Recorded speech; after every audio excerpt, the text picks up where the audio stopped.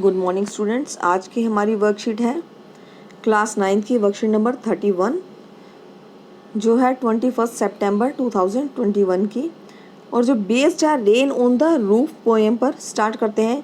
When the humid shadows hover all over the starry sphere and the melancholy darkness gently weep in rainy tears, what a bliss to press the pillow of a cottage chamber bed and lie listening to the patter of the soft falling overhead।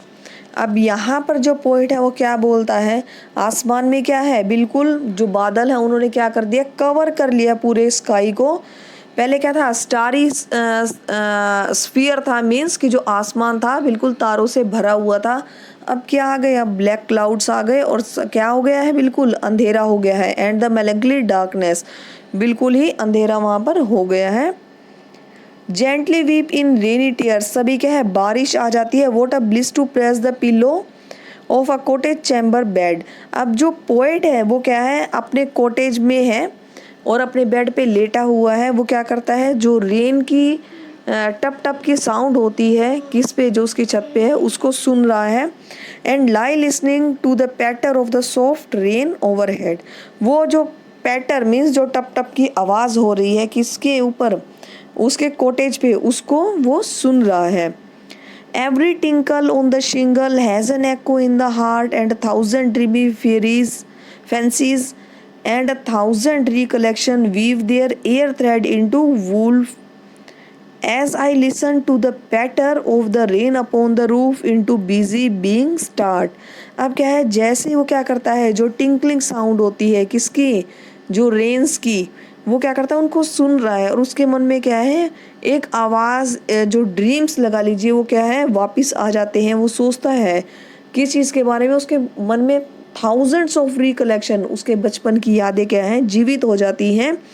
और वो जो यादें थी वो कैसे भी, as I listen to the patter of the rain, जो वो रेन की टप टप की आवाज़ सुनता है, उसको सुनने के बाद उसको क्या है, वो यादें जो उसकी बचपन की है वापस आ जाती हैं। Now in memories come my mother, अब जो वो यादें हैं, जो रिकलेक्शंस हैं, वो किस चीज़ की हैं, उसके बचपन की, जिसमें क्या है, उसकी मम्मी वापस आती है।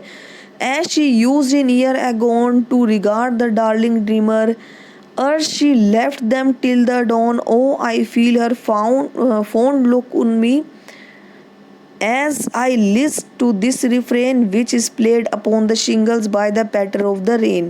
अब जो उसकी मम्मी है वो उसकी यादों में वापस आ जाती है। बहुत पुराने टाइम की बात है, यानी कि वो टाइम जा चुका है।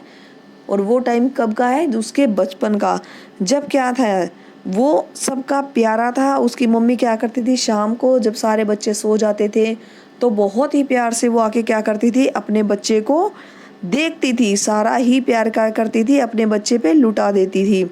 सुबह होने से पहले भी वो क्या करती थी, अपने बच्चों को आके बहुत ही प्यार करती थी।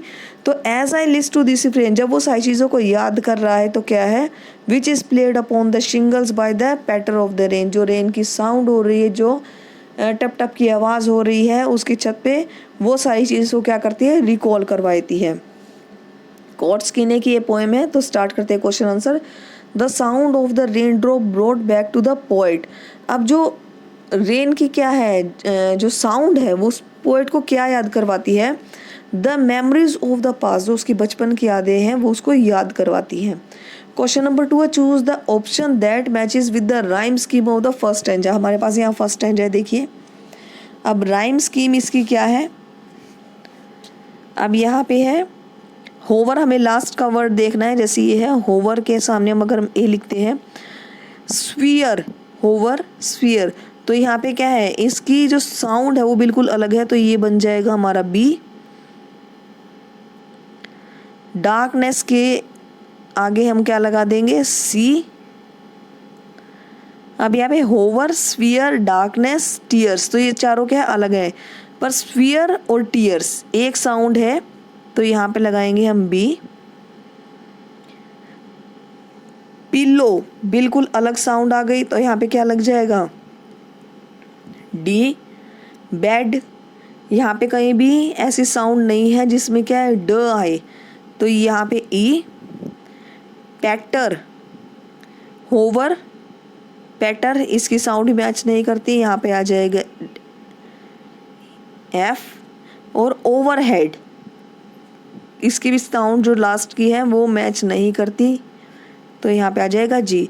अब हमें इसमें से A B C B D E F G, हमारे पास इस तरह की एक राइम स्कीम है जो हमें क्या करनी है, यहाँ पर यूज़ करनी। देखिए अगर हम यूज़ करते हैं सिंग, ओके, यहाँ पर हम यूज़ करते हैं सिंग, तो सिंग में क्या है, A loud, B flat, C loud proud, loud proud, same rhyming scheme.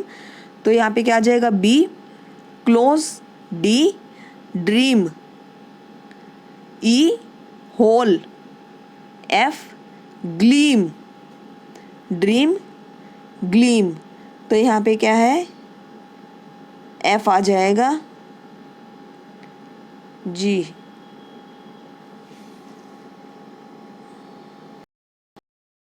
तो हमारा डी ऑप्शन बिल्कुल करेक्ट रहेगा। अब आइए क्वेश्चन नंबर 3 में, personification is a literary device where non-living things are given human traits and qualities। personification में क्या था, नॉन लिविंग थिंग्स, जिनमें जो जीवित नहीं है उन चीज़ों को हम क्या करते हैं, ह्यूमन ट्रेट्स, ह्यूमंस की क्वालिटी देते हैं। Example, the sun smiled at us, देखिए जो सन है वो क्या है, नॉन लिविंग थिंग है, पर स्माइल्ड क्या है, स्माइल कौन करता है, जो ह्यूमन बीइंग्स होते हैं। तो हमने क्या कर दी, उन सन को ह्यूमन ट्रेट्स दे दिया, स्माइल्ड एट अस। इसी तरह हमें क्या करना है, हमें 4 ऑप्शन दिए हैं, 4 में से हमें करेक्ट आंसर चुनना है। Over all the starry sphere and the melancholy darkness and lie listening to the patter, oh I feel fond look on me। तो यहाँ पर जो बी है, melancholy darkness, तो वो क्या है, हमारा करेक्ट ऑप्शन है। melancholy क्या होता है, जो उदास होता है, और डार्कनेस क्या है, डार्कनेस तो अंधेरा होता ही है, तो रात को क्या कर दिया है, ह्यूमन ट्रेट दे दिया है। Question number 4, the word hover does not correspond to. अब होवर का क्या है, होवर मीन्स जो फैल जाता है। अब उसका 4 ऑप्शन है, 4 में से एक ऑप्शन नहीं है। Floating clouds, fluttering bird, lingering around and last settling down, तो होवर का मतलब सेटलिंग डाउन नहीं है। Question number 5, his mother look at him. अब जो उसकी मम्मी है वो पोएटो कैसी देती है, quite angrily, very fondly, too carefully, so rarely. Very fondly, उसकी मम्मी क्या है, बहुत ही प्यार से अपने बच्चे को देखती है।